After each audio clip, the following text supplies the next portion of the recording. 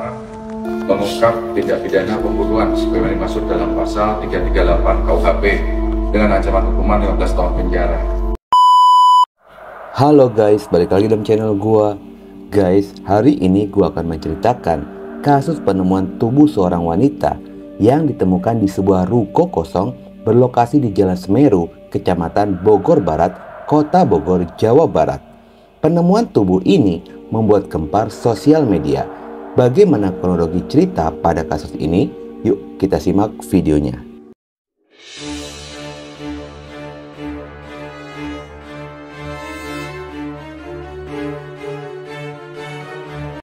Kasus ini bermula kita berkenalan dengan seorang wanita cantik bernama Fitria Wulandari yang biasa dipanggil Ulan, berusia 22 tahun.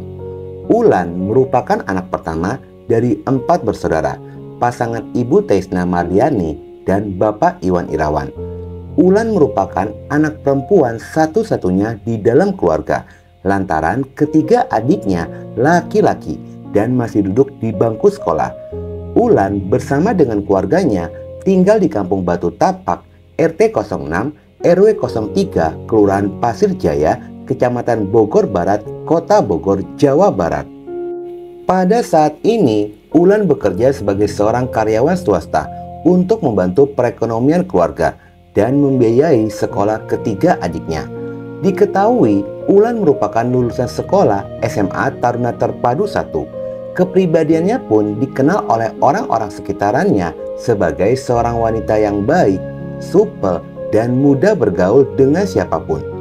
Ulan telah memiliki pacar yang bernama Rahmat Agil Septiansah yang biasa dipanggil Alung, berusia 24 tahun. Alung bekerja sebagai tukang parkir di Hotel Braja Mustika, Kota Bogor. Ulan dan Alung telah berpacaran sejak bulan Januari 2023 yang lalu. Selama mereka berpacaran, hubungan Ulan dan Alung terlihat sangat romantis dan jarang terlihat keributan di hubungan asmara mereka. Justru mereka sering mengunggah kebersamaannya di sosial media. Bahkan akun TikTok milik dari Ulan dinamakan olehnya menjadi punyanya Alung. Hari demi hari, kisah asmara mereka pun terus berjalan.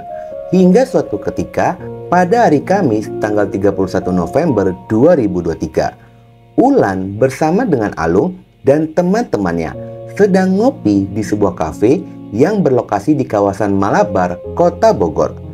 Namun saat mereka sedang berkumpul di sana, terjadi suasana yang kurang menyenangkan.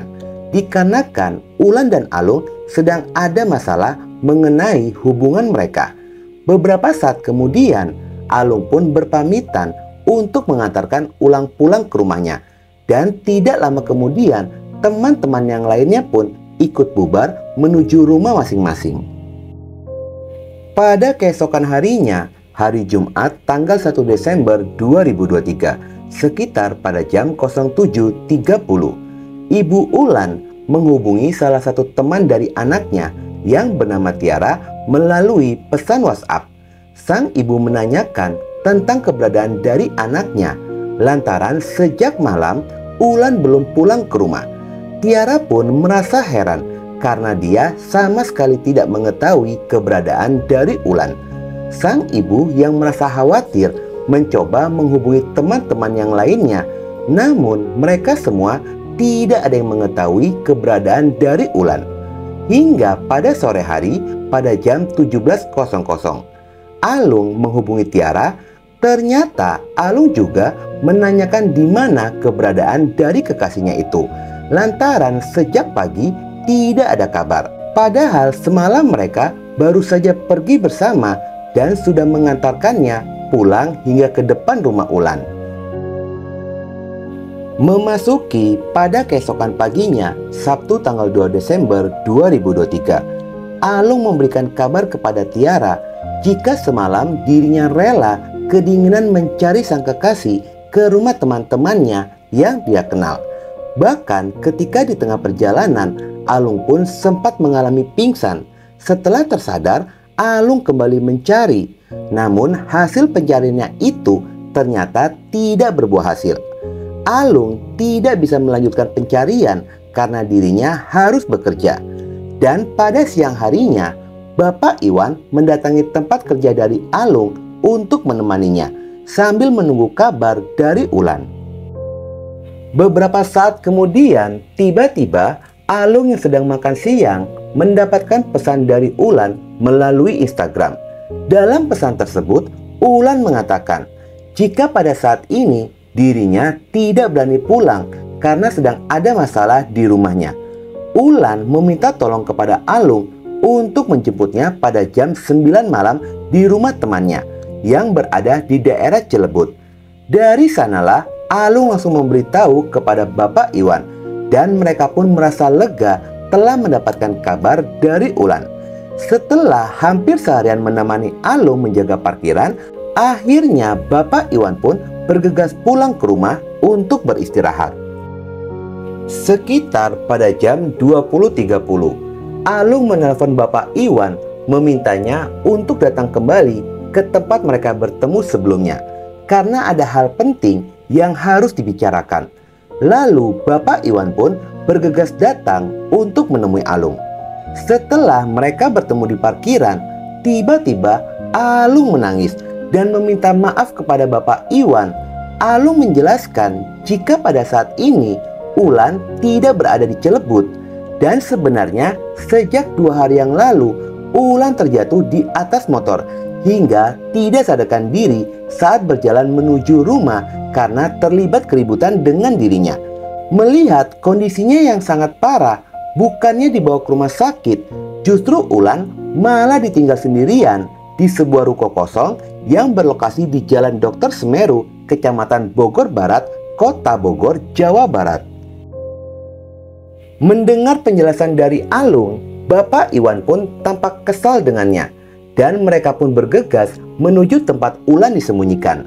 Setibanya di sana, mereka melihat Ulan di atas meja lantai 2 ruko dengan kondisi yang sudah tidak bernyawa. Pada wajah Ulan terlihat sejumlah luka memar di bagian hidung dan pipi yang sangat parah. Bapak Iwan pun langsung menangis dan memeluk erat tubuh sang anak yang sudah terbujur kaku. Setelah penemuan ini, Bapak Iwan yang merasa curiga dengan luka-luka yang ditemukan pada Ulan yang membuat dirinya pun memutuskan untuk melaporkan kejadian ini kepada pihak kepolisian.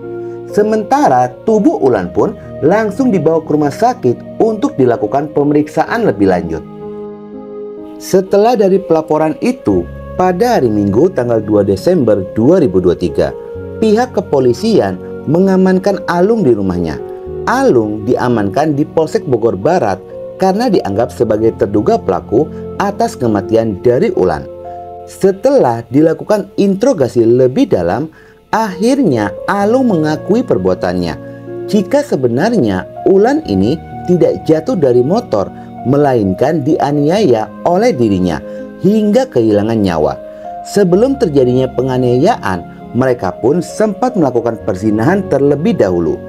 Alung mengaku sengaja merekayasa kejadian ini agar tidak dicurigai oleh pihak keluarga. Motif dari kejahatan ini pun lantaran korban tidak mau putus dari pelaku. Pelaku Alung mengaku jika kejadian ini bermula pada hari Kamis tanggal 31 November 2023. Sepulangnya mereka ngopi di kafe, mereka pun mampir ke sebuah hotel Red Doors, Pondok Nirmala, Kedung Badak, Tanah Sareal, Kota Bogor. Setibanya di sana, mereka melakukan perzinahan. Dan setelah selesai melakukan hal tersebut, beberapa saat kemudian, Alung mengatakan kepada Ulan jika dirinya ingin mengakhiri hubungannya dengan Ulan. Ulan yang merasa tidak terima jika hubungan asmaranya harus berakhir, lalu menentang keinginan dari kekasihnya Alung, sehingga terjadilah keributan di dalam kamar. Namun, pertengkaran dan perdebatan itu tidak menemukan adanya solusi yang baik, justru menambah suasana semakin memanas.